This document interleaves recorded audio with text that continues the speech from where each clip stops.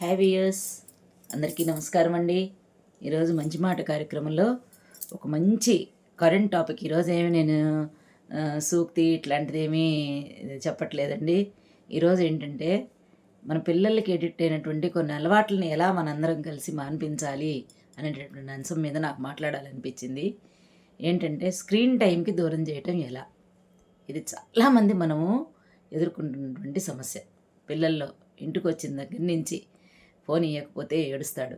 అన్నం పెట్టాలంటే మరీ పసిపిల్లలకి అది నొక్కి దాంట్లో ఏవో పాటలు పెడితే అది అట్లా చూస్తూ ఉంటాడు. మాత్రం ఏమన్నా నోట్లో పెడుతూ ఉంటుంది. దాన్ని ఆస్వాదించుతూ వాడు తినడు అసలు.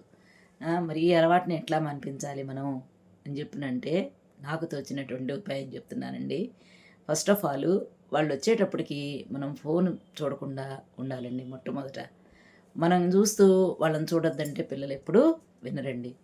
తర్వాత ఆ టైంలో భోజనం పెట్టేటప్పుడు కానీ పిల్లలు ఏదన్నా వాళ్ళు అవసరమైనటువంటి హోంవర్క్ చేసుకునే టైంలో కానీ మనం పక్క నుండి వాళ్ళతో ఎంగేజ్ చేసి వాళ్ళకి ఒక మంచి కథ చెప్తూనో, మరి ఇదివరకు రోజుల్లో అలాగే తినిపించేవాళ్ళు కదండి.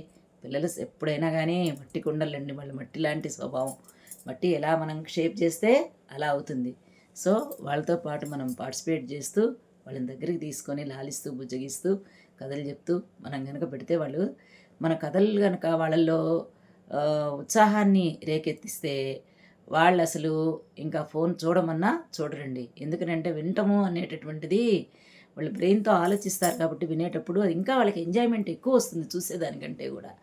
ఒకసారి మన కథలకి వాళ్ళు ఎడిక్ట్ అయ్యారు అంటే ఎట్టి పరిస్థితుల్లో ఫోన్ చూడమన్నా చూడరండి. నాకు తోచింది ఇది నేను చెప్తున్నాను. మనందరం దీన్ని ఫాలో అవుదాం. ధన్యవాదాలు.